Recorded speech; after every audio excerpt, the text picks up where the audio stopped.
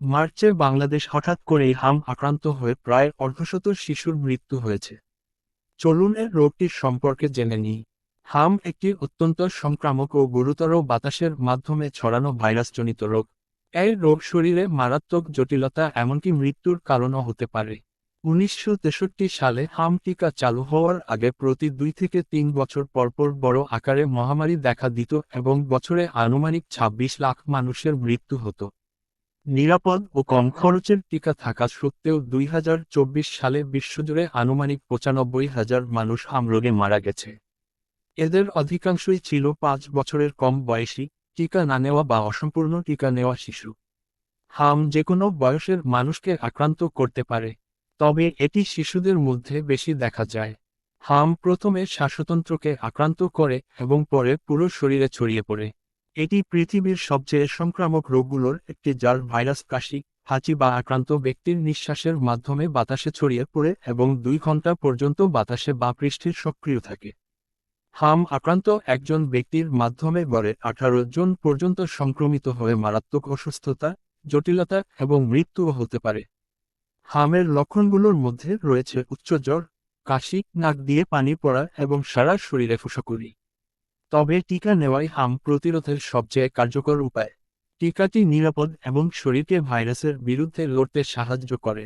ভাইরাসের সংস্পর্শে আসার ১০ থেকে ১৪ দিন পরে সাধারণত লক্ষণ দেখা দেয়। সবচেয়ে দৃশ্যমান লক্ষণ হল ফুসকুড়ি। প্রাথমিক লক্ষণগুলো যেমন নাক দিয়ে পানি পড়া, কাশি, চোখ লাল ও পানি পড়া, গালের ভেতরে ছোট সাদা দাগ সাধারণত ৪ থেকে ৭ দিন স্থায়ী হয়। ভাইরাসে আক্রান্ত হওয়ার ৭ থেকে ১৮ দিন পর ফুসকুড়ি দেখা দেয়। সাধারণত মুখ ও ঘাড়ের ওপরের অংশ থেকে শুরু হয়ে ৩ দিনের মধ্যে হাত থেকে পা পর্যন্ত ছড়িয়ে পড়ে। এটি সাধারণত ৫ থেকে ৬ দিন স্থায়ী হয়। হামের কারণে অনেক সময় অন্ধত্ব, মস্তিষ্কে সংক্রমণ ও ফোলা, তীব্র ডায়রিয়া ও পানিশূন্যতা, কানের সংক্রমণ, নিউমোনিয়া বা শ্বাসকষ্ট সহ গুরুতর জটিলতা দেখা দিতে পারে। এক্ষেত্রে ৫ বছরের কম বয়সী শিশু এবং ৩০ বছরের বেশি বয়সীদের মধ্যে জটিলতা বেশি দেখা যায়। তবে গর্ভবতী নারী আক্রান্ত হলে শিশুর অকাল জন্ম বা কম ওজন নিয়ে জন্মানোর ঝুঁকি থাকে। যে কেউ টিকা নেয়নি বা টিকা নিয়েও রোগ প্রতিরোধ ক্ষমতা তৈরি হয়নি, সে আক্রান্ত হতে পারে। এদের মধ্যে টিকা না নেওয়া শিশু, গর্ভবতী নারী, অপুষ্টিতে ভোগা শিশু, দুর্বল রোগ প্রতিরোধ ক্ষমতাসম্পন্ন ব্যক্তি বিশেষ ঝুঁকিতে রয়েছে। হামের নির্দিষ্ট কোনো ওষুধ নেই। চিকিৎসার মূল লক্ষ্য হল উপসর্গ কমানো এবং জটিলতা প্রতিরোধ করা।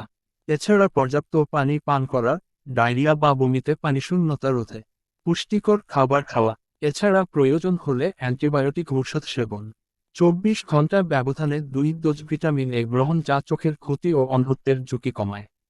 হাম প্রতিরোধের সবচেয়ে কার্যকর উপায় হল টিকাদান। এজন্য সব শিশুকে ২ ডোজ টিকা দেওয়া জরুরি। প্রথম ডোজ সাধারণত ৯ মাস বয়সে এবং দ্বিতীয় ডোজ ১৫ থেকে ১৮ মাস বয়সে দিতে হবে।